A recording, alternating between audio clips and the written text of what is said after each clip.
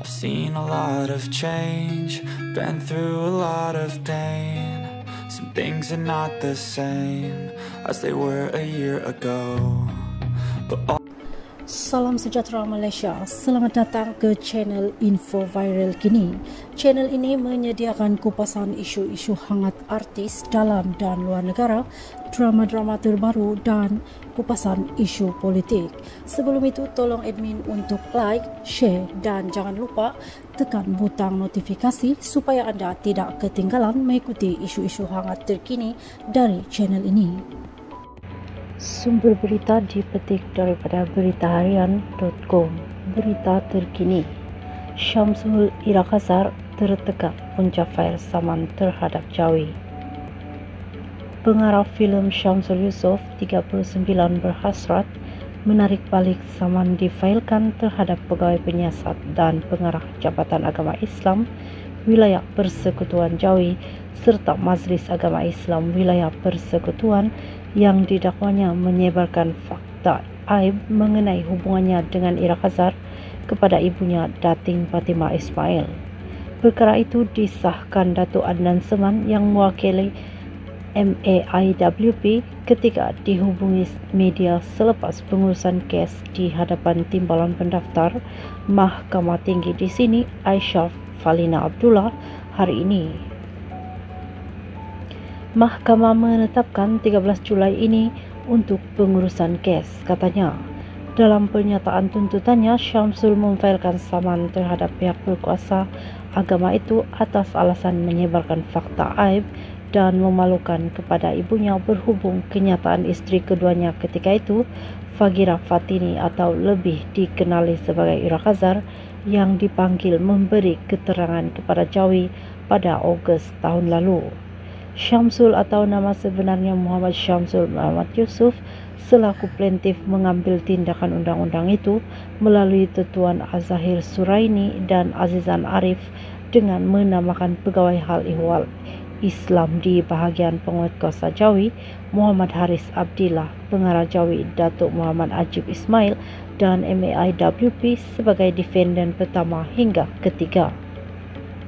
Plaintif pernah dinobatkan sebagai pengarah Asia terbaik di Festival Filem Asia Pasifik di Kemboja, menuntut ganti rugi teladan tidak dinyatakan jumlah ke atas defendant kerana didakwa dengan sengaja dan berniat jahat untuk membuka aibnya. Dia juga memohon deklarasi gambar pernyataan yang mengandungi nama Syamsul dan Ira 28 separuh tanda tangan dan pernyataan bertulis adalah satu keterangan yang diambil oleh defendant atau agennya tertakluk kepada Akta Rahsia Rasmi 1972 dan undang-undang yang berkait. Syamsul juga memohon deklarasi gambar pernyataan itu yang dirakam oleh defendant atau agen adalah dokumen dalam kawalan mereka. Ia termasuk deklarasi penyebaran gambar pernyataan itu dibuat oleh defendant atau agen. Dalam pernyataan tuntutannya, Syamsul berkata pada 20 Disember 2022, ibunya menghantar mesej menerusi aplikasi WhatsApp, iaitu gambar pernyataan mengaibkan mengandungi nama Ira, separuh tanda tangan dan pernyataan bertulis. Mengikut dokumen yang diperoleh, gambar pernyataan itu mengandungi fakta mengaibkan dan memalukannya disebar kepada ibunya. Saya kemudian menghubungi Fagira Fatini yang saya panggil sebagai Ira Khazar berkenaan dengan gambar pernyataan itu yang diterima dan dimaklumkan oleh Ira Khazar bahawa beliau dipanggil oleh defendant ketiga untuk merakam keterangan atas satu siasatan. Ia berdasarkan satu laporan yang dipercayai dibuat oleh isteri saya ketika itu, Putri Saraliana, dan pernyataan itu dirakam oleh defendant pertama Muhammad Haris yang Ira Khazar percaya adalah pegawai penyiasat dalam siasatan itu. Saya dinasihatkan peguam bahawa keterangan yang direkam itu adalah tertakluk di bawah Seksyen 59 Akta Prosedur Jenayah Syariah Wilayah-Wilayah Persekutuan 1997 dan Akta Keterangan Mahkamah Syariah 1997 yang mana pernyataan yang direkam adalah dikategorikan sebagai dokumen persendirian dan pernyataan tertakluk kepada Akta Rahsia Rasmi 1972. Ira kemudiannya membuat laporan polis pada 23 Disember tahun sama, kata Syamsul.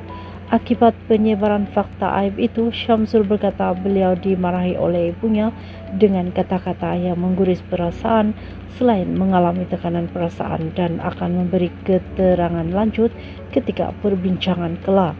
Katanya tindakan defendant atau ejen mengaibkan dan memburukkan image, nama serta reputasinya selaku pelakon dan pengarah filem. Tambahan lagi, ia menambahkan tekanan perasaan atau stres plaintiff apabila diberitahu oleh Ira Khazar bahwa gambar pernyataan bertulis itu direka dan ditukuh tambah oleh defendant pertama dan ejen kerana ia bukanlah keterangan yang diberikan oleh Ira, katanya. Sekian info hari ini. Terima kasih.